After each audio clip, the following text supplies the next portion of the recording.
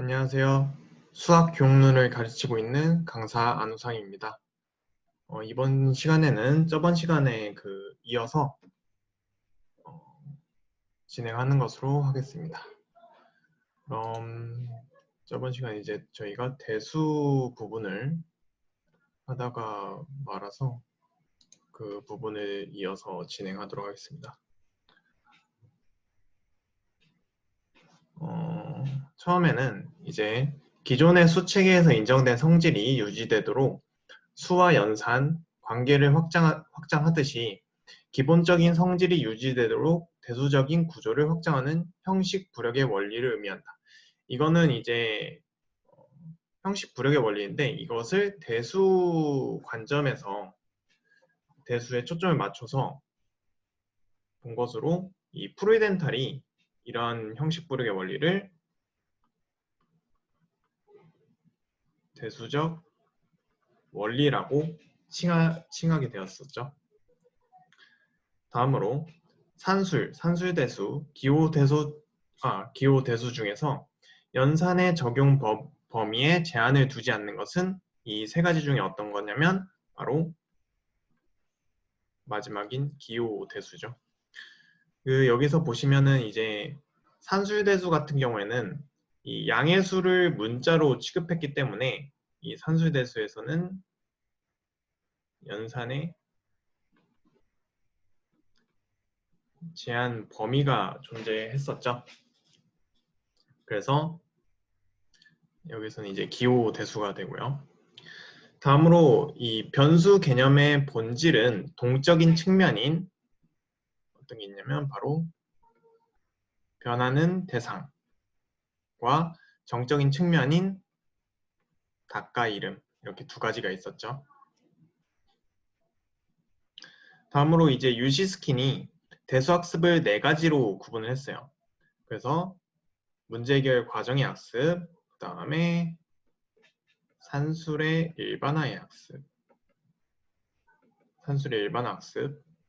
그 다음에 양사의 관계 학습, 마지막이 구조의 학습 이렇게 네 가지로 구분을 했었죠. 그래서 각 학습에서의 변수의 의미를 저희가 볼 수가 있는데 그 아래 보시면은 이제 문제 해결 과정의 학습에서의 변수의 의미는 바로 자리지기로서의 미지수였고요. 그 다음에 산술의 일반 학습에서의 변수의 의미는 바로 닭과 이름으로서의 부정수였죠. 그 다음 이 문제 또한 그 유시스킨의 대수학습 관련된 문제인데 어떤 거에서는 변수의 의미는 임의의 대상, 임의의 기호를 의미하는 그 학습은 바로 구조의 학습이었죠. 다음으로 변수 개념에 대한 인지장의 유형을 이제 세 가지 쓰라고 했는데 세 가지 이상이죠. 그래서 뭐 예를 들면 어떤 인지장의 유형이 있냐면 먼저 변수 기호를 임의로 선택할 수 없다. 임의로 선택 가능함을 이해하지 못하는 어려움이 있고요. 그래서 변수 기호가 변한 것은 이제 그 변수 기호가 나타내는 대상도 변한다고 생각을 해서 뭐 A 플러스 B하고 A 플러스 C가 다르다. 이게 등식이 성립하지 않는다라고 생각하는 거가 예시가 될 수가 있고요. 그 다음에 변수는 특정한 대상을 대신하는 것으로 생각하는 것이라는 인지장애도 있고요. 그 다음에 변수가 나타내는 대상을 제한하는 것. 이제 보통 변수는 수를 대신한다고 생각을 해서 이러한 인지장애가 나타나게 되는 거죠. 그리고 변수가 포함된 대수식은 완결되지 않은 식이다 라는 인지장애도 있었죠. 다음으로 넘어가도록 하겠습니다.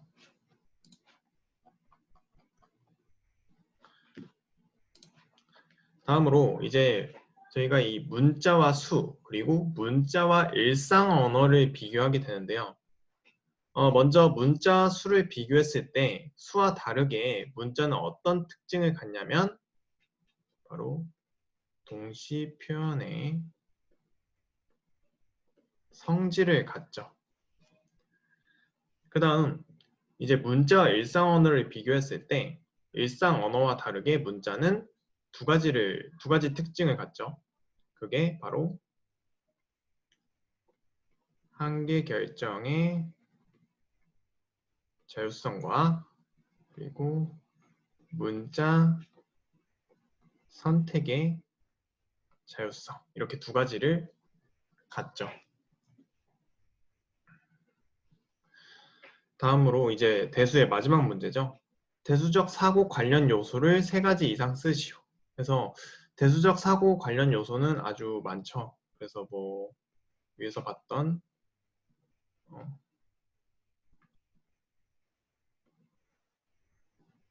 대수적 원리라든지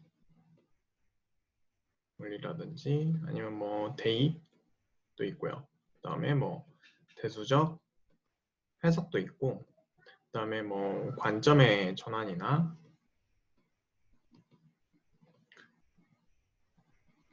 그 다음에 변환 추론과 연산 감각 이런 것도 있고요. 그 다음에 관계 파악과 양적 추론 이런 것도 있었죠. 그 다음에 뭐 식을 함수로 간주하기라든지 아니면 뭐 분석적 사고라든지 가역적 사고 이런 것도 있었죠.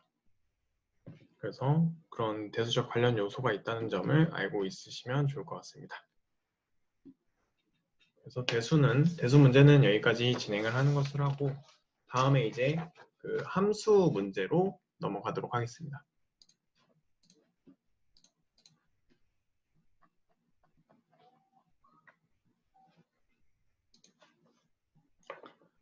이제 함수에 관한 OX 문제인데요. 보시면 함수를 여기 이제 오타가 있어요. 전체 운동이 아니라 천체 운동이에요. 천체 운동. 이제 천체 운동을 기술하기 위한 수단으로 사용한 시기는 대수적 함수 단계이다. 이거는 틀리죠. 이 천체 운동을 기술하기 위한 수단으로 이 함수를 사용한 시기는 바로 첫 번째 단계인 전함수 단계였죠. 그래서 이 전함수 단계에서는 함수에 대한 인식이 없었던 시기였어요. 다음으로 오일러는 하나의 해석적 표현이 가능한 함수를 연속함수라고 생각했다. 이거는 맞죠. 그래서 해석적 표현이 불가능한 함수는 불연속 함수 이렇게 생각을 했었어요. 오일러는. 하지만 이러한 생각은 어떤 함수가 등장함에 따라서 이게 잘못됨을 인식되었냐면 바로 그 불연속 함수이지만 해석적 표현이 가능한 디리클레 함수랑 이 푸리에 급수 이런 것들이 이제 등장함에 따라서 이 오일러의 생각이 잘못됨을 인식하게 되었죠. 다음으로 함수의 여러 가지 측면 중 함수를 과정으로 생각하는 학생은 함수를 입출력 기계로 본다. 이거는 맞죠.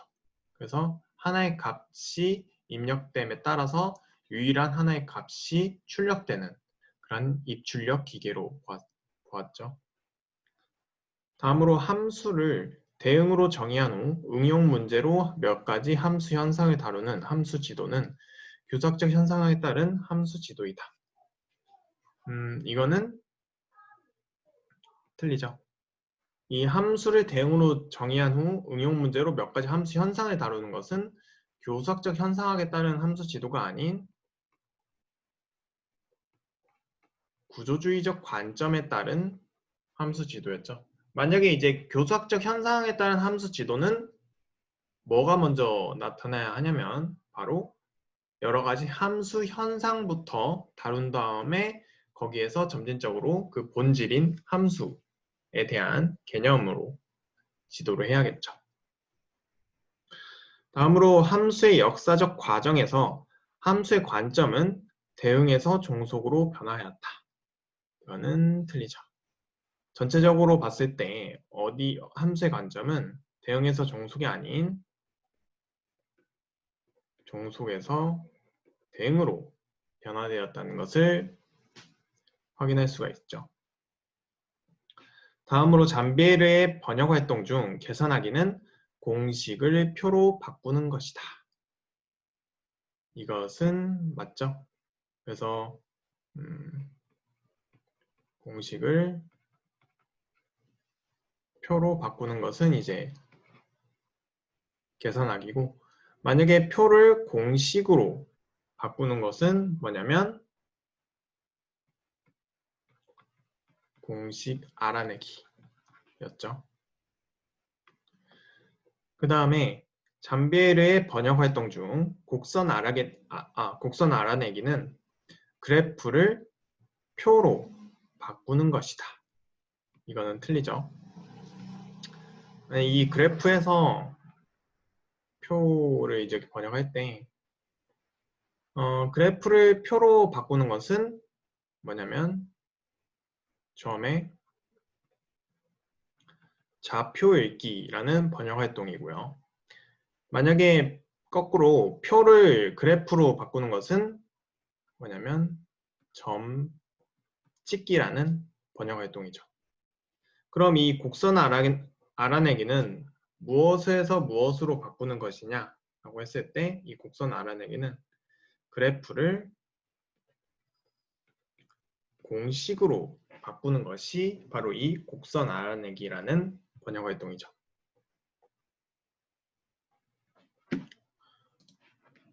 그 다음에 이제 함수의 그 역사적 발생 과정 이렇게 다섯 가지 단계로 이루어졌었죠. 그래서 전함수 단계, 다음이 기하적 함수 단계, 다음이 대수적 함수 단계, 그 다음이 논리적 함수 단계, 집합적 함수 단계, 이렇게 해서 5가지 단계로 발생되었죠. 그 다음에 다음으로 넘어가도록 하겠습니다.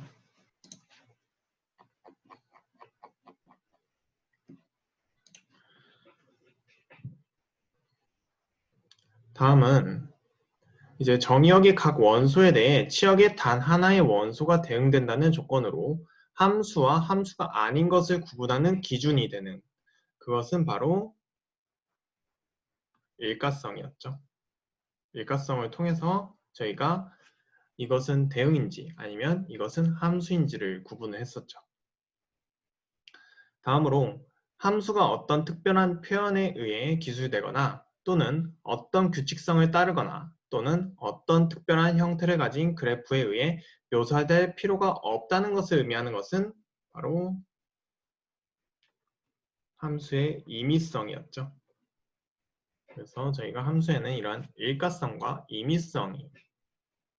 임의성이라는 특징을 가지고 있죠. 다음으로 이제 함수의 여러 가지 측면 중 함수를 뭐로 생각하는 학생은 연속인 곡선은 함수로, 불연속인 곡선은 함수가 아니라고 생각하는 그 측면은 바로 학생이 함수를 그래프로 생각했을 때 이러한 그 학생의 오개념이 발생을 하는 거였죠. 다음으로 함수의 여러 가지 측면 중 무엇은 대상에 대한 반복 가능한 조작을 의미하는 것으로 함수를 나타내는 대수식에 수나 식을 대입해서 계산할 수 있는 능력과 관련된다. 이거는 함수의 여러 가지 측면 중에 행동에 해당되는 친구였죠. 다음으로 그래프 지도에서 한 점의 근방에서 그래프의 변화를 보는 것은 뭐죠? 한 점의 근방이기 때문에 얘는 국소적 접근이었죠. 다음으로 그래프 지도에서 어떤 구간이나 전체 구간에 걸쳐 그래프를 해석하는 것은 바로 전체적 접근이죠. 그 다음 그래프 지도에서 정확한 수치적 자료를 이용해서 좌표 평면에 정확하게 그리는 것은 바로 양적 접근이었고, 그 다음으로 아래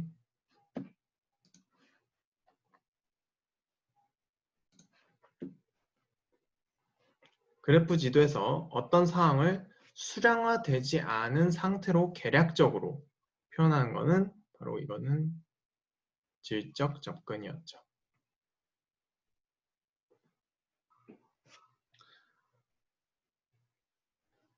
그래서 저희가 이 그래프 지도에서 제가 한 점의 근방에서 하는 건 국소적 접근이었고, 어떤 구간이나 전체 구간에 걸쳐 그래프를 해석하는 것은 바로 전체적 접근이었죠. 그럼 한 점에서 독립변수가 어떻게 됐을 때 종속변수가 어떻게 되는지 그렇게 보는 것은 그거는 이제 점별 접근이었죠. 한 점에 초점을 둔 것. 그 다음 잠베르의 번역 활동에서 표를 그래프로 바꾸는 것은 아까 했었죠? 얘는 점 찍기가 되고요. 그 다음에 공식을 그래프로 바꾸는 것은 바로 그래프 개형 그리기가 되었죠. 그래서 저희가 이 함수에 대한 부분도 여기까지 해서 마무리하는 것으로 하겠습니다. 그래서 이제 3주차 퀴즈 해설은 여기까지 마무리하는 것으로 하고, 이제 이어서 4주차 퀴즈 해설을 바로 진행하도록 하겠습니다. 이 4주차 퀴즈에서 이제 먼저 이 기하와 증명 부분을 해볼 텐데요. 먼저 보시면 공리적 방법은 공리공준으로부터 다른 수학적 명제를 이끌어내는 방법이다. 이거는 맞죠? 그 다음에 귀납적 추론을 통해 얻은 결론은 항상 수학적으로 참이다. 이거는 틀리죠? 귀납적 추론을 통해 얻은 결론은 항상 참임을 보장할 수가 없죠. 보장할 수가 없기 때문에 저희가 무엇을 통해 보완을 해줘야 하냐면 바로 증명이라든지 수학적 증명을 통해서 이를 보완해줘야겠죠. 다음으로 종합적 방식은 결론이 참이라 가정하고 결론이 성립하기 위한 선행 조건을 찾아가는 방식이다. 이거는 아니죠. 이 종합적 방식이 아니라 이거는 분석적 방식이 바로 이 결론이 참이라 가정하고 결론이 성립하기 위한 선행 조건을 찾아가는 방식이었죠. 다음으로 수평적 관련성은 스캠프가 주장한 학습의 준비성과 관련이 있다. 이건 틀리죠. 수평적 관련성이 아니라 바로 이 수직적 관련성이 스캠프가 주장한 학습의 준비성과 관련이 있던 내용이었죠. 그래서 학습의 준비성이라는 것은 상위 개념의 학습은 하위 개념의 형성을 토대로 한다라는 것이었기 때문에 이 수직적 관련성, 즉 개념 사이에 개통성, 위계 관계가 있다와 관련이 있다고 볼 수가 있어요. 그 다음에 개념의 고착화는 딘지의 수학적 다양성의 원리로 극복 가능하다. 이거는 맞죠. 이 개념의 고착화라는 것은 어떤 개념을 특정한 개념 사례에 고착시켜서 생각했기 때문에 이는 이 개념의 본질적 요소와 비본질적 요소를 구분하지 못해서 발생하는 문제라고 볼 수 있어요. 그렇기 때문에 저희가 이 딘지의 수학적 다양성의 원리를 통해서 학생들에게 그 개념의 본질적 요소와 비본질적 요소를 구분할 수 있도록 도움을 줄 수가 있는 거죠. 다음으로 듀발이 제시한 준복장애는 개념의 개별화와 일관된다. 이건 아니죠. 개념의 개별화가 아니라 바로 선행 개념의 방해와 일관된 것이 바로 듀발이 제시한 준복장애였죠. 다음으로 라카토스의 중경험주의에서는 증명의 종합적 방식이 부각된다. 이거는 아니죠. 증명의 종합적 방식이 부각된 것은 중경험주의가 아니라 절대주의였죠. 그럼 라카토스의 중경험주의에서는 증명의 어떤 방식이냐면 분석적 방식이 부각이 되고 종합적 방식은 절대주의에서 부각이 되죠. 다음으로 넘어가도록 하겠습니다. 다음을 보시면 정의, 공리, 공준, 이미 참이라고 알려진 성질들을 이용하여 새로운 참인 명제를 이끌어내는 것을 의미한다. 이거는 저희가 이 추론 유형 중에 어떤 추론에 해당이 되냐면 연역적 추론에 해당하는 설명이죠. 다음으로 결론에서 시작하여 그 결론이 참이기 위해서 성립되어야 할 선행 조건들을 거꾸로 올라가면서 가정과 연결시키는 방식을 의미하는 것은 바로 분석적 방식이 이러한 방식을 의미하죠. 다음으로 뭐뭐만으로 지도되는 증명은 증명이 어떻게 해서 그런 모습으로 나타나게 되었는가를 학생들에게 이해시킬 수 없는 문제가 발생한다. 이거는 바로 저희가 증명학습에서 나타나는 문제점 중 하나죠. 이 종합적 방식만으로 증명을 지도했을 때 학생들이 증명이 어떻게 해서 그런 모습이 나타나게 되었는지를 이해할 수 없는 그런 문제가 발생하죠. 그래서 이것을 해결하기 위해서 어떤 걸 가져오냐면 바로 이 분석적 방식을 통해 증명 방법을 찾고 그 다음 종합적 방식을 통해 증명 과정을 정리하는 이런 역동적인 추론 과정으로서 증명을 지도하게 되는 거죠. 다음으로 개념체계 형성 방식 중 뭐는 이제 개념체계 형성 방식에는 두 가지 이 수평적 관련성과 수직적 관련성이 있었죠. 그래서 그 중에 어떤 거가 해당이 되냐면 이 개념들 간의 위계 구조, 즉 개념들 간의 개통성을 의미하는 것은 바로 수직적 관련성이고요. 그 다음에 개념체계 형성 방식 중 무엇은 뭐뭐를 구축했다는 것은 어떤 대상을 여러 개념을 통해 동시에 파악하는 것을 의미한다. 이거는 수평적 관련성이죠. 그래서 이러한 수직적 관련성이나 수평적 관련성이 형성을 방해하는 심리적 요인으로서 세 가지 뭐 선행 개념의 방해, 개념의 고착화, 개념의 개별화가 있죠. 그래서 그에 대한 문제가 이제 아래 나오죠. 그래서 보시면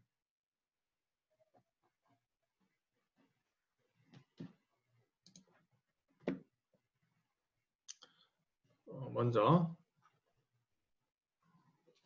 뭐뭐는 이제 각각의 개념을 분리된 것으로 파악하여 한 개념에서 다른 개념으로 이행할 수 있는 가능성을 박탈하고 개념들 사이 관련성 구축을 방해하는 것을 의미한다. 이거는 아까 설명드린 세 가지 중에 개념의 개별화를 의미하는 거고요. 그 다음에 선행 개념이 대상을 다른 개념의 관점에서 재해석하는 것을 방해하는 것. 이거는 선행 개념의 방해죠. 다음으로 개념을 개념 사례에 고착시켜 개념의 본질적 요소와 비본질적 요소를 구분하지 못하게 하는 것을 의미하는 것은 바로 개념의 고착화의 설명이었죠. 다음으로 절대주의, 중경험주의, 사회적 구성주의에서의 증명의 의미를 쓰라고 했는데요. 먼저 절대주의에서의 증명은 바로 정당화의 수단이었고요. 그 다음에 중경험주의에서는 증명은 발견의 수단이죠. 마지막으로 사회적 구성주의에서의 증명은 확신과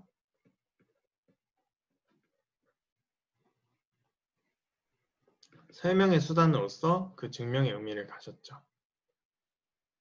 네, 추가적으로 아까 위에서도 설명드렸지만 이 절대주의에서는 증명의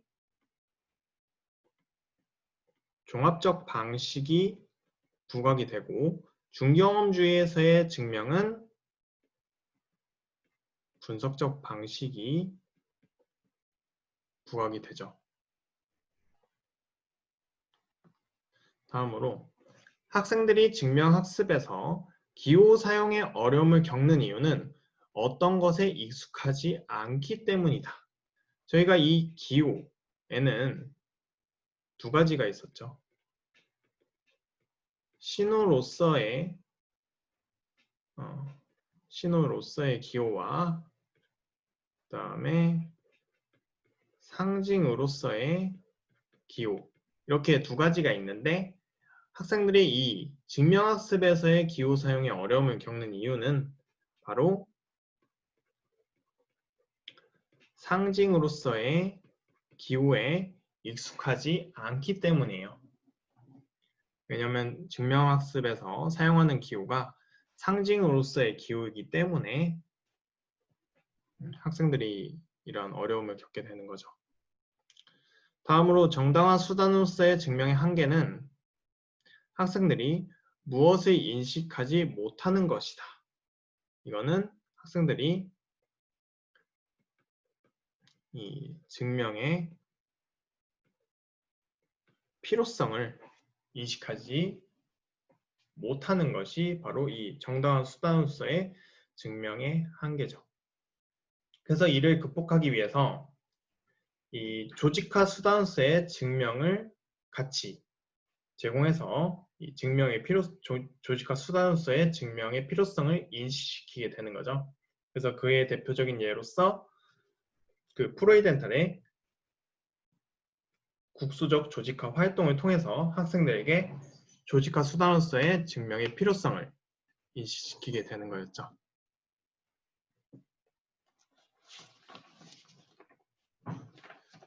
그 다음에 이제 여기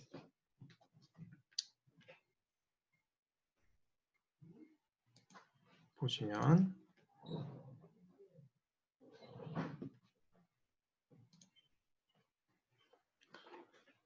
마지막 문제로 기여와 증명의 마지막 문제로 명제에서 가정과 결론이 증명에서 갖는 의미를 이해할 수 있도록 발견의 맥락과 정당화의 맥락을 통합하여 증명을 지도할 필요가 있다.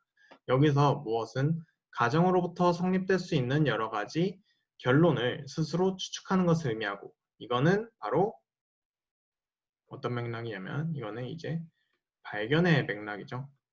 그 다음 무엇은 학생 자신의 추측이 옳은지 틀린지를 조사하는 것을 의미하는 것은 바로 정당화의 맥락이죠.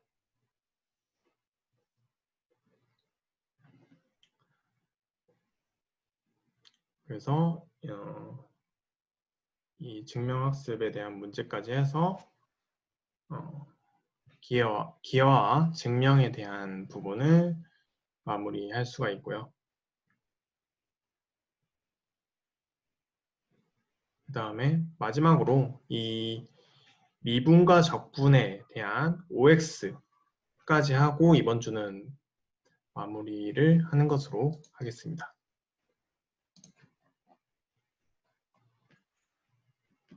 그래서 저희가 이 OX 문제를 간단하게 설명을 드려보자면 먼저 개념 정의와 개념 이미지의 상호작용 방식 중 직관적 사고를 따른 연역은 개념 이미지와 개념 정의를 상호작용하면서 사고하는 것을 의미한다.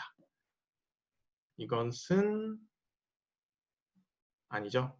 저희가 이 개념 이미지와 개념 정의를 상호작용하면서 사고하는 것은 바로 정의와 이미지의 상호작용을 의미했던 거고, 이 직관적 사고에 따른 연역은 바로 개념 이미지를 통해 개념 정의를 사고하는 방식이 바로 이 직관적 사고에 따른 연역이었죠.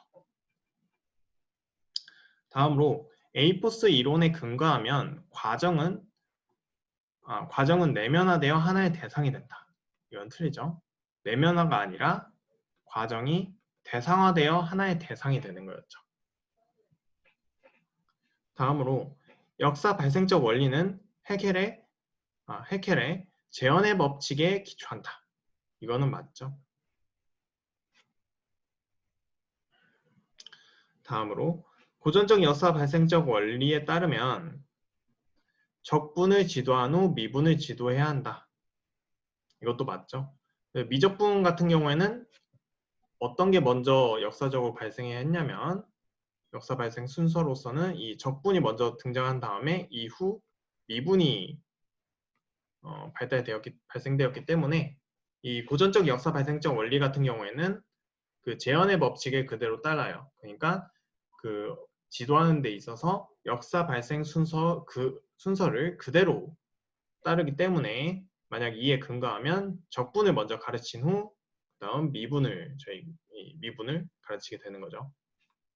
그 다음에 무한 개념은 정적인 관점의 가무한과 동적인 관점의 실무한으로 구분된다. 이건 틀리죠. 가무한이 동적인 관점이고요. 그 다음에 실무한이 정적인 관점이죠. 다음으로 수열의 수렴에 대한 형식적 정의는 논리적 전개의 순서가 원인에서 결과이다. 이거는 틀리죠. 논리적 전개 순서는 원인에서 결과가 아니라 결과에서 원인이죠. 그리고 이제 수열의 수렴에 대한 직관적 정의, 즉 고등학교에서 배우는 정의는 이 논리적 전개 순서가 이제 원인에서 결과로 이루어지는 자연스러운 과정으로 이루어지죠. 그래서 이제 오늘은 여기 이 미분과 적분 OX 퀴즈까지 하고 나머지 부분에 대해서는 제가 이제 이후에 그 유튜브 영상으로 업로드를 하도록 하겠습니다. 네, 이번 주는 여기까지 진행하는 것으로 하겠습니다. 네, 모두 수고하셨습니다. 감사합니다.